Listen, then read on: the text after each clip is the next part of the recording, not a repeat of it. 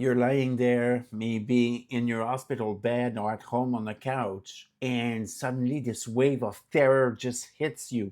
And it's not just about the pain and the confusion, it's that thought that keeps telling you, am I going to lose everything?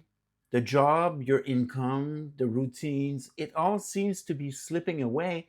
Somehow your body quit on you. I hear you. I've been there. My name is Etienne, and I am a life coach in Canada, helping people rebuild after life changing disabilities or chronic illness so that they can feel excited and supported again. I've sat with clients with that exact kind of panic. So let's reframe things a little bit. This is not about losing your job. Probably not. You're entering a period that I call the strategic pause. You have to pause and think about strategies because there are ways to make this part, this season of your life, easier.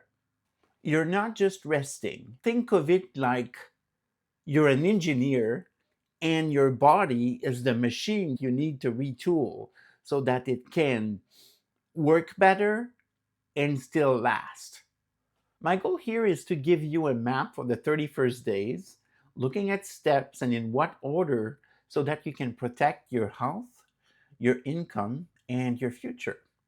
It starts with the hardest thing. Rule number one, if you have access to it, take the damn leave. Your sick leave, your employee insurance benefits, they are not signs of weakness. They are tools that we can use in situations like these. Use them.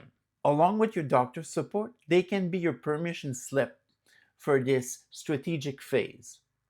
You can't fix the engine if you're still trying to drive the car down the road.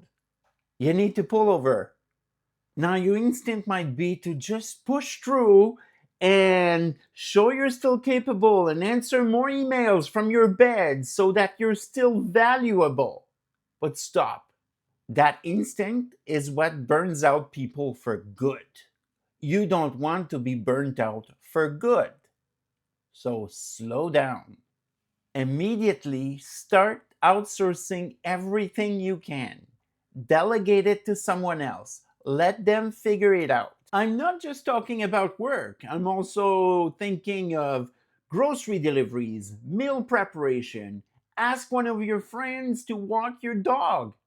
This is not laziness. Outsourcing the small things can be a critical career move, a really good move for you, because now your energy is your new currency. You have to think of it like money. It's your limited resource. You need to be wise about it.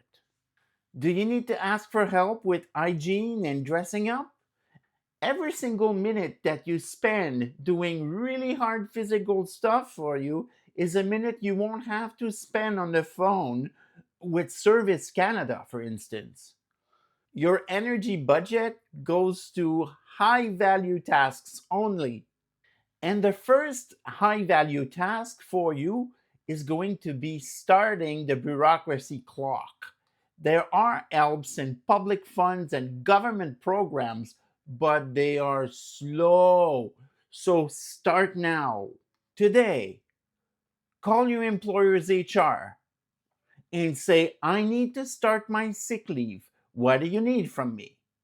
Then you call Service Canada about your employment insurance benefits or any other equivalent government service in your country. You don't have to have everything figured out, but you need to start the process. While you're on these calls, start a paper trail.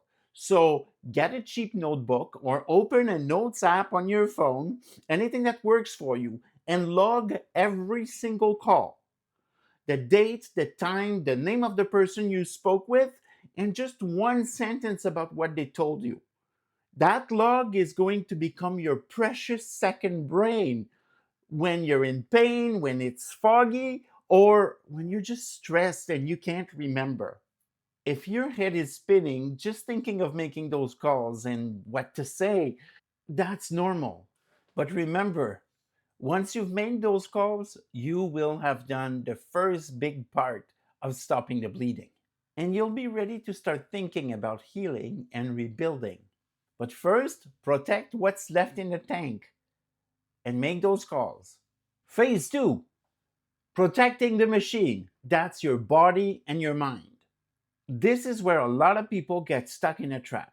You take the leave, but then you stay in bed because it seems safe or because you're in pain, and your body starts to decondition, to melt down if you don't move enough. I know a lot about it because a year and a half ago, I broke my hip and I was in bed for 6 weeks. I'm still to this day trying to get back to the level I was. If you can move and do some exercises without injuring yourself or having too much pain, do it. Not moving might seem like a big protection strategy, but it actually undermines your entire goal. Movement, however tiny, becomes a career strategy. Doing your physio exercises is not just about health, it's a direct investment in protecting your future income, your mental health, your health in general. It's you saying, I'm maintaining the machine so I can get back to work. And this fights the other big monster, the confidence gap. That voice that whispers, I can't do my job anymore. We address that by redefining what your job actually is. What did your job really consist of? Was it analyzing spreadsheets? Was it talking to clients? Was it designing graphics? Could any of those tasks be done remotely, even if it's just an hour a day? That's your bridge back. You're not thinking about your whole 8 hour shift. You're just looking for one thing that you could still do on your couch, on your laptop, that would keep you connected to the part of you that feels capable. That's important. And you put that in your log too, right beside your call log. That's your progress tracker. Today I was able to sit upright for 20 minutes, or physiotherapist recommended new ergonomic chair, or manage 1 hour of focused reading without having a headache. This log does two powerful things. First, it shows you your own progress for those days when you feel like you're going backwards. And you can find in there a proof that you're not. Second, and this is also crucial, it's your shield. It's objective, non emotional data. When you need a note from your doctor to give to your employer, that log gives you a list of concrete limitations. When you eventually talk to HR about the accommodation you will need to go back to work, you're not just saying, I'm in pain. You're saying, my physiotherapist's notes show that I need to alternate sitting and standing up every 30 minutes. And here's the model of chair that will allow me to do that. This work is internal and physical, and I want to protect my capacity to do it well. Once you got a handle on this, you're more ready to deal with all the external noise.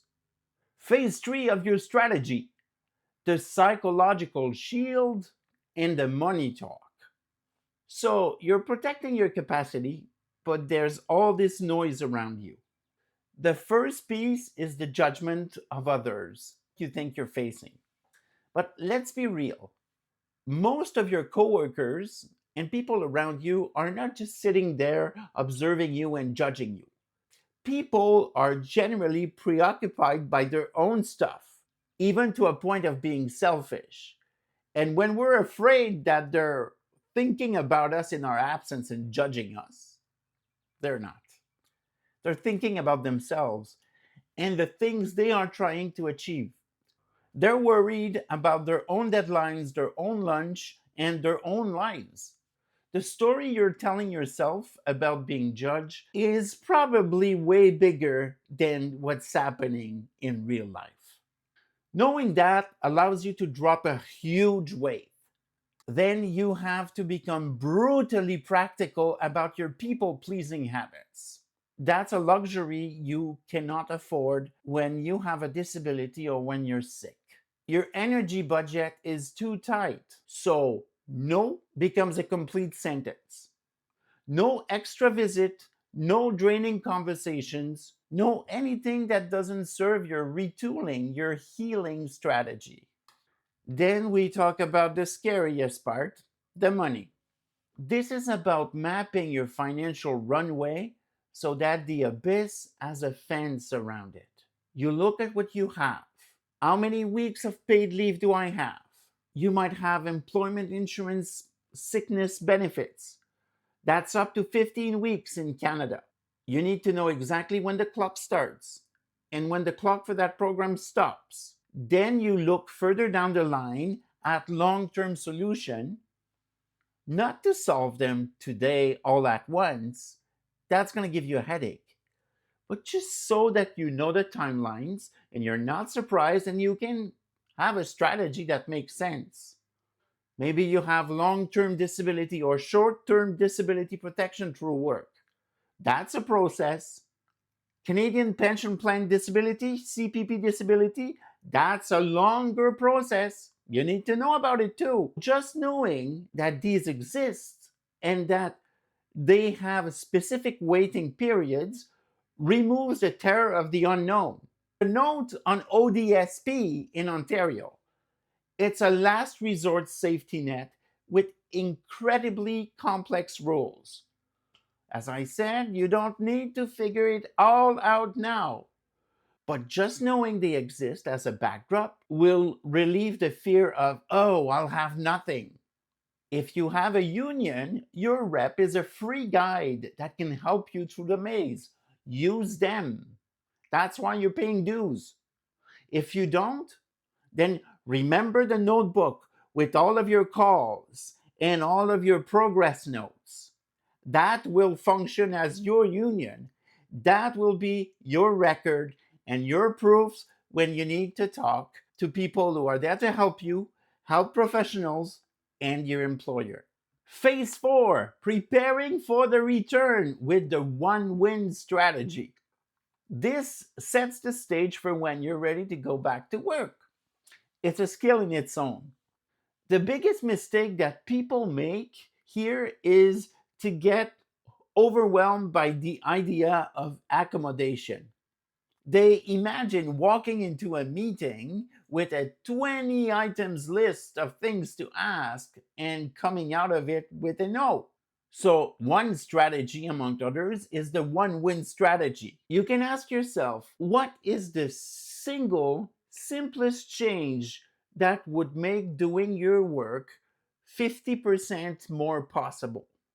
Is it a specific chair, a piece of software, starting an hour later? Just one thing.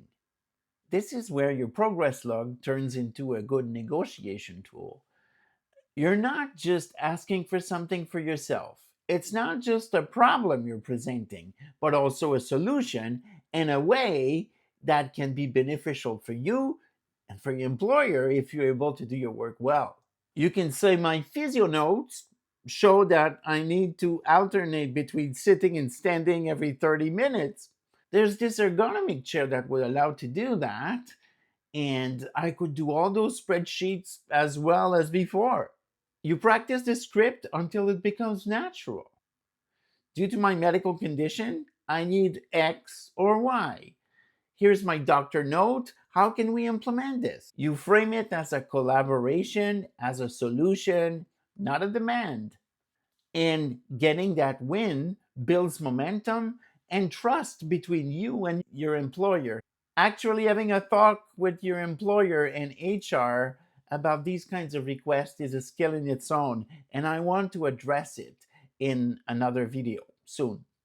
I know we would prefer not to have those conversations. Sometimes we feel nervous or awkward, but preparation allows it to be winnable. So look at the map you have now. 30 days ago, or maybe 30 minutes ago, you were very anxious, maybe panicked, convinced that everything was ending. But now you have a phase plan, a strategic pause, the logistics, protecting your capacity, your health, managing the noise, and a strategy for the return. The core shift is not only about information, it's that you feel you're back into the driver's seat, that you are managing the process instead of the process managing you because you're prepared. Your value in the world has not disappeared. You have the same problem solving mind. You're just learning how to use it in a new situation, a new operating manual. The immediate proof is in taking the first two actions. Get the notebook, make the two calls to HR and to Service Canada or your government agency. That's your win for today, and it changes the entire trajectory. Most people will stay frozen in that initial panic. They will let the fear of the unknown keep them stuck until their options are gone. But you have a strategy. You will be different. So I want to hear from you. What's the one thing you're most worried about? Is it the money timeline? Is it the actual conversation with your boss? Is it the physical part of going through a day? Tell me so that I know what to tackle next in this channel because I'm doing this for you. This is not an ending, it's a new baseline for a while.